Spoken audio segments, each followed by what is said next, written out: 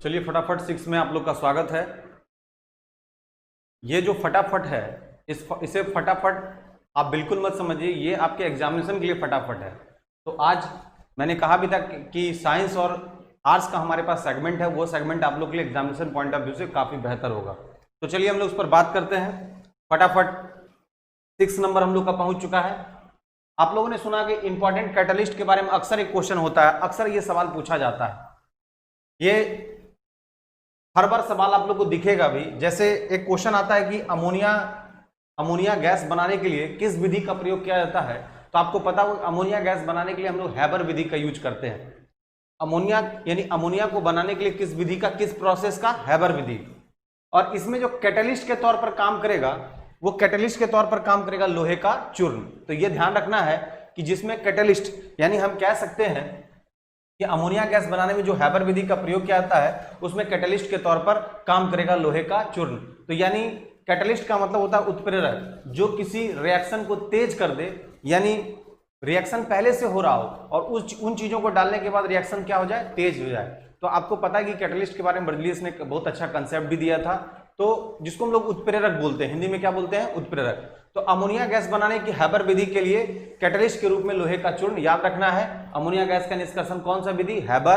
कौन से कैटलिस्ट का यूज होगा, लोहे के चूर्ण का। चलिए अब है कि हमारे पास एक्सप्लेनेशन में अमोनिया आ गया है, तो थोड़ा अमोनिया पे थोड़ा बात कर लें तो हम लोग को अच्छा ज्यादा बेहतर होगा कि अमोनिया का अप्रोच हम लोग के पास आ जाएगा। जैसा कि जानते हैं कि अमोनिया NH3 होता है, और अगर हम लोग NH3 को हम लोग देखते हैं, जैसे कि एक अप्रोच आप लोगों को कर दे तो आपको पता होगा। जैसे हम लिखें यहां पर N2 प्लस H2 और इक्वल टू हम लिख देते हैं NH3। थोड़ा सा इसको समझिएगा, हल्का सा अप्रोच है। N2 प्लस H2 और NH3, तो यहां पर आपके पास N कितना है, N 2, H कितना है 2, और इधर वाले NH3 को अगर हम लोग बैलेंस करते हैं तो यहां पर N आपके पास कितना है 1 और H कितना है आपके पास 3। तो भाई दोनों तो बैलेंस हो नहीं रहा है, बैलेंस तो करना पड़ेगा। थोड़ा सा ध्यान दीजिएगा, अगर हम लोग करेंगे तो और ज्यादा आपको अच्छा होगा। थोड़ा इसको और क्लियर कर दें, और ज्यादा, चूंकि बीच में करेंगे तो ज्यादा आपको एक्सप्लेनेशन मिलेगा भी। समझिएगा, हम लोग के पास क्या है, हम लोग लिखते हैं N2 प्लस H2 और लिखते हैं NH3, ठीक है। आप लोगों को पता है कि NH3 कैसा, पिरामिडियन आकार का है। ये इसका शेप कैसा होता है, पिरामिड टाइप का। क्वेश्चन आता भी है कि NH3 कैसा हो, पिरामिड। आगे आप लोग को अप्रोच में बताएंगे भी। तो अगर हम लोग यहाँ पर कॉलम बनाते हैं कि भाई N कितना है, तो N दैट इज द 2 और H कितना है दैट इज द 2, यानी 2 इक्वल है। इधर वाले कॉलम में हम लोग देखते हैं कि NH3 में क्या है, तो N है 1, यहाँ कुछ नहीं तो 1, और H कितना है 3। अब बैलेंस तो करना पड़ेगा। कैसे करेंगे भाई बैलेंस, तो सबसे पहले 1 को हम लोग को 2 में कन्वर्ट करना पड़ेगा। तो अगर हम लोग यहाँ पर आगे 2 लगा दें तो 1 इंटू 2 करेंगे, 1 इंटू 2 करेंगे तो 2 आ जाएगा, यानी ये 2 और 2 इक्वल हो जाएगा। यानी यहाँ पर आगे हम लोग क्या लगा दिए, 2NH3। लेकिन अब जब ये 2 आगे लगाएं तो 1 इंटू ये 2 इक्वल हो गया, लेकिन ये 3 होने से क्या होगा, 3 इंटू 2 कितना हो गया यहाँ पर, अब ये 6 हो गया। लेकिन आपके पास तो 2 ही है। अब ये दोनों को फिर बैलेंस करना पड़ेगा। इन दोनों को बैलेंस करने के लिए अब हमें करना क्या पड़ेगा कि इधर फिर हम लोग को पुटअप करना पड़ेगा। हाइड्रोजन यहाँ कितना है 2, हाइड्रोजन कितना है 6। तो अगर हम लोग यहाँ पर 3 लगा देते हैं, यहाँ पर 3 लगा देंगे तो 3 है, तो यहाँ पर कितना हो जाएगा, इधर 6, ठीक है। यहाँ 3 लगा दिए तो यहाँ पर 6 क्लियर हो गया, और इधर 6 है। यानी इस तरह से हम लोग का ये मामला, ये इक्वेशन इक्विवेलेंट हो जाता है, इक्वल हो जाता है। तो हम लोग ऐसे इसको इक्वल कर सकते हैं। चलिए, वो तो थोड़ा सा अप्रोच था, उस पर हम बात कर लिए। अब आते हैं यहाँ पर। अब है क्या कि एक्सप्लेनेशन में NH3 नाइट्रोजन का एक अस्थाई हाइड्राइड है। तो आपको हमने दिखाया भी इक्वेशन से, आप किस तरह से आप लोग देख सकते हैं। तो नाइट्रोजन का क्या है, अस्थाई हाइड्राइड है। आगे की ओर हम लोग बात करते हैं कि आगे क्या बात बोलता है। बोलता है कि अगर हम लोग के पास अमोनिया आया तो सबसे पहले सवाल पूछा जाएगा कि अमोनिया के खोजकर्ता कौन है। तो अमोनिया के खोजकर्ता का नाम है प्रिस्टले। स्ट्रक्चर इसका है टेट्राहेड्रल। अभी तुरंत हमने कहा था कि नाइट्रोजन के हाइड्रोक्साइड में आता है, तो इसका जो स्ट्रक्चर होता है, संरचना होता है, वो टेट्राहेड्रल। और शेप कभी कभी पूछेगा, अक्सर ये क्वेश्चन आता है कि शेप कैसा होता है, तो ध्यान रखना है शेप होता है इसका पिरामिडियल, अक्सर क्वेश्चन पूछता है। अब शेप से एक बात याद आ गया कि क्यों ना हम लोग कोवलेंट बॉन्ड के जो कंपाउंड है उसका एक बार हम लोग शेप देख लें, अक्सर एक क्वेश्चन पूछा जाता है, लोग के दिमाग से हट जा रहा है। तो शेप से हम लोग आ गए। आपको पता होगा, देखिएगा कि कार्बन डाइऑक्साइड, यहां पर इसको बीच में ले आते हैं तो ज्यादा अच्छा रहेगा, आप समझ पाएंगे। देखिए यहां पे जो कार्बन डाइऑक्साइड उसको एक रेखीय बोलते हैं, लीनियर सेक्शन में होगा। और ये कभी कभी डिग्री पूछेगा, कितने डिग्री, तो याद रखना है 180 डिग्री, यानी कार्बन डाइऑक्साइड का जो शेप होगा वो एक रेखीय हो गया। उसी तरह जल का पूछता है, बहुत बार पूछा है, इसका होता है कोणीय और 105 डिग्री याद रखिएगा इसका कोण, एंगल वाइज। फॉस्फिन का भी शेप होता है पिरामिडियल और 107.5 डिग्री इसका जो है ना एंगल बनता है। और CH4 तो काफी इंपॉर्टेंट है, सभी लोगों को याद ही होगा कि CH4 मतलब मीथेन, जिसका जो होता है चतुष्फलकीय यानी टेट्रागोनल। अगर हम लोग ऐसे करें तो इस तरह से आपको दिखेगा, सभी तरफ हाइड्रोजन को जोड़ दीजिएगा तो आपका काम हो जाएगा, जिस तरह से हम लोग लिखते हैं CH4। तो चलिए चतुष्फलकीय है, 109.28 डिग्री इसका एंगल होता है। और लास्ट में एथिलीन है, जो एक दो बार ये सवाल पूछा है बहुत बार। एथिलीन के बारे में बता दें, एथिलीन होता है तलीय 120 डिग्री। तो आपको ज्यादा समझना नहीं है, आपको कार्बन डाइऑक्साइड, जल, फॉस्फिन, मीथेन और इथिलीन के बारे में आपको डिटेल अपने पास रखना है। चलिए हम लोग अब आगे बात करते हैं। शेप से हो गया, यानी अमोनिया का शेप कैसा हो गया, टेट्राहेड्रल। इसका स्ट्रक्चर कैसा हो गया, टेट्राहेड्रल। शेप कैसा हो गया, पिरामिडियल। और एक और इंपॉर्टेंट मैटर है जो अक्सर सवाल पूछा जाता है, उस पर हम लोग थोड़ा चर्चा कर लें। सवाल पूछा जाता है कि हाई प्रेशर को कार्बन डाइऑक्साइड यानी अमोनिया को हाई प्रेशर के साथ, कार्बन डाइऑक्साइड के साथ अगर हम लोग गर्म करते हैं तो हमें प्राप्त होता है क्या चीज, यूरिया। और चूंकि आपको पता है कि पहला ऐसा ऑर्गेनिक मटेरियल जिसको लेबोरेटरी में तैयार किया गया था, और इसका कंसेप्ट देने वाले जो हर बार इसका कंसेप्ट दो ही नाम आता है, होलर और बर्जिलियस का, यही दोनों ने काफी ऑर्गेनिक पर बहुत बेहतर काम किया था और उन्होंने इसे इंट्रोड्यूस भी किया था।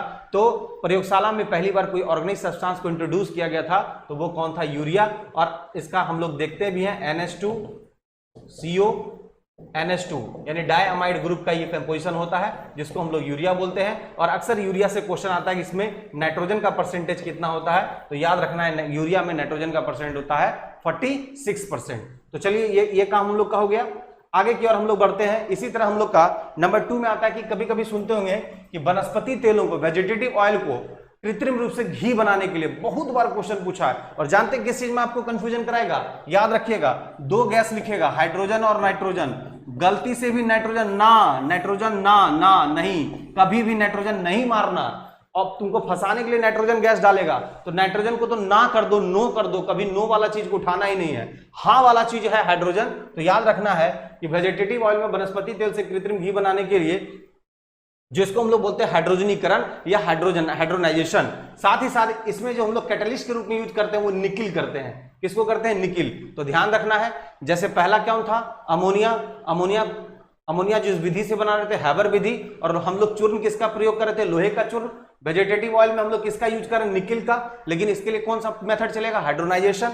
अब है कि H2SO4 बनाने का दो प्रोसेस का बात हो रहा है, एक को हम लोग बोलते हैं संपर्क विधि, कॉन्टेक्ट मेथड, और एक को बोलते हैं लेड चैम्बर मेथड, सीसा कक्ष विधि। तो यहां पर आपको ध्यान देना है, इन दोनों में फंसना नहीं है, ये दोनों क्वेश्चन काफी इंपॉर्टेंट है। और अक्सर लोग ध्यान नहीं देते हैं कि सीसा कक्ष विधि पूछा है, कॉन्टेक्ट मेथड पूछा है, संपर्क विधि पूछा है या लेड चैम्बर मेथड पूछा, उस दोनों पे आप लोग को ध्यान देना पड़ेगा। तो ध्यान रखना है कि संपर्क विधि में अगर हम लोग देखते हैं तो कॉपर रेप है, यानी जो चूर्ण वाला कोई चीज होगा तो वो संपर्क विधि में होगा। तो ध्यान रखना है कि सल्फ्यूरिक अम्ल बनाने के लिए संपर्क विधि यानी प्लेटिनम के चूर्ण का यूज किया जाता है। तो प्लेटिनम के चूर्ण, जहां पर प्लेटिनम का चूर्ण आ जाएगा, समझिए संपर्क वाला मेथड है, यानी संपर्क और चूर्ण, कॉपर भी रेप और चूर्ण पर भी रेप, जहां संपर्क होगा वहां प्लेटिनम का चूर्ण होगा। और इसके अलावा आप एक अपनी तरफ से याद रखिएगा, सल्फ्यूरिक अम्ल, सीसा कक्ष विधि, और जिसको हम लोग बोलते हैं नाइट्रोजन के ऑक्साइड, ये सिंपली आपको याद रखना है। तो आपके पास 4 सेगमेंट हो गया। अमोनिया को किस मेथड से, हैबर प्रोसेस से, लोहे के चूर्ण का प्रयोग करेंगे, नंबर 2 में हम लोग के पास आ गया वनस्पति वेजिटेटिव ऑयल है, उसको हम लोग क्या बनेंगे, कृत्रिम घी बनाएंगे। कैटलिस्ट के रूप में किसका यूज करेंगे, निकिल का, और इस मेथड को हम लोग हाइड्रोनाइजेशन बोलते हैं, हाइड्रोजनीकरण बोलते हैं। 2 मेथड हो गया। 3 और 4 काफी इंपॉर्टेंट है। H2SO4 का एक है कॉन्टेक्ट मेथड, संपर्क विधि, और एक है लेड चैम्बर मेथड, सीसा कच विधि। तो जहां पे संपर्क होगा वहां चूर्ण होगा, संपर्क पर रेप है, चूर्ण पर भी रेप होगा, तो प्लेटिनम के चूर्ण के लिए संपर्क, और याद रखना है सीसा कच विधि के लिए सिंपली आपको याद रखना है नाइट्रोजन के ऑक्साइड। तो ये एक सीसा कच विधि हो गया और संपर्क विधि, ये दोनों आप समझ गए। अब चलते हैं हम लोग नेक्स्ट पॉइंट पर बात करते हैं। नेक्स्ट पॉइंट पर अगर हम लोग बात करते हैं 5वें पर, आपने सुना होगा अल्कोहल से ईथर, क्योंकि अल्कोहल का फंक्शनल ग्रुप होता है बॉन्ड OH अल्कोहल, जैसे हम लोग इथाइल अल्कोहल बोलते हैं C2H5OH, जैसे मिथाइल अल्कोहल बोलते हैं CH3 बॉन्ड OH, यानी बॉन्ड OH जहां आपको देखने को मिले उसको आप समझिएगा कि दैट इज द वो क्या है, वो एक फंक्शनल ग्रुप है। और जब हम लोग यूपेक में जाते हैं, international union pure applied chemistry में जाते हैं, तो वहां पर क्या हम लोग उसको जैसे इथाइल अल्कोहल को हम लोग बोलते हैं एथेनॉल, ऑल वाला यूज हो जाएगा अल्कोहल में। तो यहां पर कहता है कि अल्कोहल से हमें क्या बनाना है, ईथर। तो इसको कुछ नहीं करना है, इसको बनाने के लिए बस सिर्फ और सिर्फ आपको कैटलिस्ट का याद नाम रखना है, उसका नाम है गर्म एल्यूमिना। याद रखना है कि कोई अल्कोहल को ईथर बना रहे हैं, मतलब कोई गैस टाइप का बना रहे हैं, तो इसमें कोई हीटिंग पॉइंट का यूज करना पड़ेगा। तो याद रखना पड़ेगा गर्म एल्यूमिना का प्रयोग करेंगे तो अल्कोहल से ईथर बन जाएगा। रही बात क्लोरीन गैस, अक्सर सवाल पूछा था क्लोरीन के लिए डिक्कन मेथड काफी फेमस है, और इसको पकड़ने के लिए, इसके कैटलिस्ट को पकड़ने के लिए क्लोरीन जैसा ही नाम लास्ट में आपको देखने को मिलेगा, जिसको हम लोग बोलते हैं क्यूप्रिक क्लोराइड। क्यूप्रिक क्लोराइड का कैटलिस्ट के रूप में यूज करते हैं। इसके अलावा इस्पात के लिए बेसमर विधि, और सोडियम हाइड्रोक्साइड के लिए ले ब्लॉक प्रक्रम। ये काफी इंपॉर्टेंट है, इनमें से कोई सवाल आपसे पूछ सकता है, तो ध्यान एकदम भटकाना नहीं इस क्वेश्चन पर। अक्सर ऐसे सवाल को पूछे जाते हैं, और अगर इन सवालों में थोड़ा सा भी आपको दिक्कत होगा तो थोड़ा सा एक क्वेश्चन आपसे मिस होने का चांस बनता है। तो मेरे ख्याल से एक बार पूरे बोर्ड को छोड़ करके मेरी तरफ देख करके आप कंसंट्रेट होकर के सोचिएगा कि प्रोसेस बहुत सारा है। उस प्रोसेस को समझने के लिए सबसे पहले दो जो कन्फ्लिक्ट करता है, जो आपस में टकराता है, सीसा कच विधि और संपर्क। जिसमें संपर्क है उसमें प्लेटिनम चूर्ण है, जो संपर्क है प्लेटिनम चूर्ण है, और जो सीसा कच विधि है लेड चैम्बर और नाइट्रोजन के ऑक्साइड है। दो खत्म हो गया। दो काफी इंपॉर्टेंट है, जैसे हैबर प्रोसेस। हैबर प्रोसेस में अमोनिया बनाते हैं, लेकिन उसके लिए होता है हाइड्रोजनाइजेशन। याद रखना ऑप्शन में नाइट्रोजन देगा, नहीं मारना नाइट्रोजन नो, जब भी मारना हाँ, यानी हाइड्रोजन ही मारना होगा हैबर प्रोसेस में। H से हैबर, H से हाइड्रोजन होता है, दोनों को मिला करके चलना है, कभी कोई कंफ्यूजन नहीं होगा। नेक्स्ट पॉइंट पर अगर हम लोग बात करें कि कृत्रिम घी कैसे बनाएंगे, तो वेजिटेटिव ऑयल जो वनस्पति तेल उससे कृत्रिम घी बनाएंगे, उसके लिए हमें करना पड़ेगा निकिल का यूज। देखो ऐसे भी घी को निकालने में हम लोग को कठिनाई होता है, निकिल निकालो तो बहुत दिक्कत से हम लोग का घी निकलता है, निकिल निकालना पड़ता है, घी को निकालना पड़ता है, ठीक है। तो याद रखिएगा उसमें कैटलिस्ट के तौर पर निकिल का प्रयोग होता है। वेजिटेटिव ऑयल से हम लोग कृत्रिम घी को जो बनाते हैं, तो इस चीज को हम लोग बोलते हैं दैट इज द हाइड्रोनाइजेशन मेथड। तो इसी तरह से बहुत सारे चीजें, जैसे बेसमर से इस्पात का मामला आप रख लीजिएगा, ये आपके लिए इंपॉर्टेंट है। इसके अलावा गर्म एल्यूमिना कैटलिस्ट के तौर पर जब हम लोग अल्कोहल से बनाएंगे ईथर, तो अक्सर इसी तरह के सवाल पूछे जाते हैं। इनमें से एक सवाल और भी पूछा जाता है कि डिकन मेथड से हम लोग क्या बनाते हैं, दैट इज द क्लोरीन, और उसके लिए यूज होता है क्यूप्रिक क्लोराइड। जय हिंद, जय भारत।